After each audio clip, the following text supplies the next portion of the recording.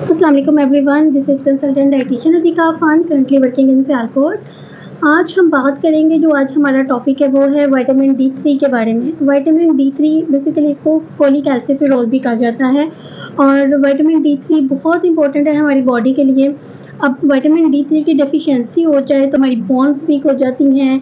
Bones को हम ज़्यादा देर तक हमारी बोन्स वीक रहें और से ज़्यादा अरसे तक चलता रहे सिलसिला, तो हमें ऑस्टियोपोरोसिस होने का खतरा होता है, जिसकी वजह से हमारी कमर की दर्द, हमारी रीढ़ की हड्डी जो है वो थोड़ी सी टेढ़ी हो जाती है, हमारी टांगों में दर्द, हड्डियों में दर्द जो है वो ख़त्म नहीं होती। बोन्स के साथ साथ हमारे जो है वो दांत कमज़ोर हो जाते हैं, वीक हो जाते हैं और ये ओबेसिटी का बायस भी बनता है। और जब ओबेसिटी ज़्यादा होना शुरू हो जाती है, फिर उसके बाद और मसले मसाइल शुरू हो जाते हैं। PCOS, PCOD का प्रॉब्लम स्टार्ट हो जाता है और इसके साथ साथ इनफर्टिलिटी का इशू भी हो जाता है। मेल में भी इनफर्टिलिटी का बायस बनता है विटामिन D3 की कमी, और फीमेल में भी इनफर्टिलिटी का बायस बनता है अगर बॉडी में विटामिन D3 की डेफिशिएंसी हो जाती है। इसके अलावा अगर इसको ज़्यादा लंबे अरसे तक ट्रीट ना किया जाए तो आपको स्ट्रेस, एंग्जाइटी, डिप्रेशन और इसके साथ साथ कैंसर होने का भी खतरा होता है।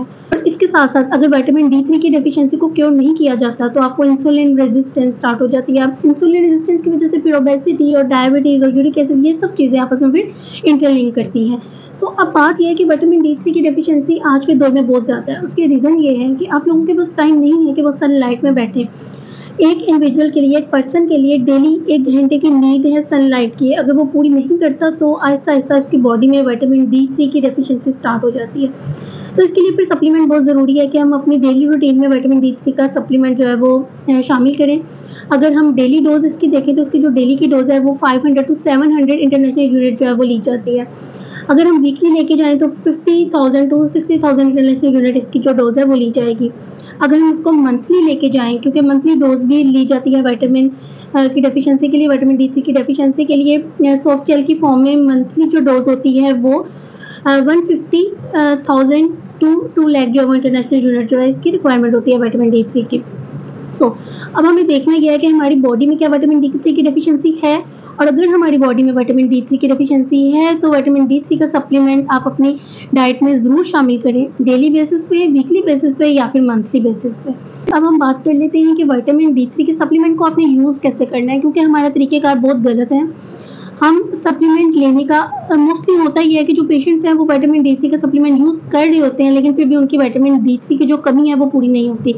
उसकी वजह क्या है? उसकी रीज़न ये है कि हमारा लेने का तरीका गलत है। हम ठीक तरह से, ठीक तरीके से विटामिन D3 के सप्लीमेंट को हम नहीं ले रहे होते, इसकी ये एक बहुत बड़ी रीज़न है। अब किस तरह से आपने इसकी डेली डोज़ को लेना है या वीकली या मंथली डोज़ को? अब जो विटामिन D3 है वो फैट सोल्युबल विटामिन है, तो आपने इसको फैट के साथ, मीन्स कि अगर आप नट्स खाते हैं, नट्स के साथ इसको ले सकते हैं। आप ब्रेकफास्ट में एग वगैरह लेते हैं, उसके साथ आप इसको ले सकते हैं। आप मिल्क के साथ इसका कंज्यूम कर सकते हैं। इसको खाली पेट या फिर पानी के साथ आपने नहीं लेना। आप थोड़े से मिल्क के साथ, थोड़े से दूध के साथ इसको ले सकते हैं। खाने के बाद थोड़ा-सा मिल्क लेके आप इसका इस्तेमाल कर सकते हैं, या फिर नट्स आपने खाए हों, 1 हैंडफुल नट्स आपने लिए हों, तो उसके बाद आप थोड़े से मिल्क के साथ इसका इस्तेमाल कर सकते हैं। ये फैट सोल्युबल विटामिन है, ये पानी के साथ बिल्कुल एब्ज़ॉर्ब नहीं होता और आपकी बॉडी में इसका फिर वो फ़ायदा नहीं हो पाता जिसके लिए आप ले रहे हैं। Thank you so much.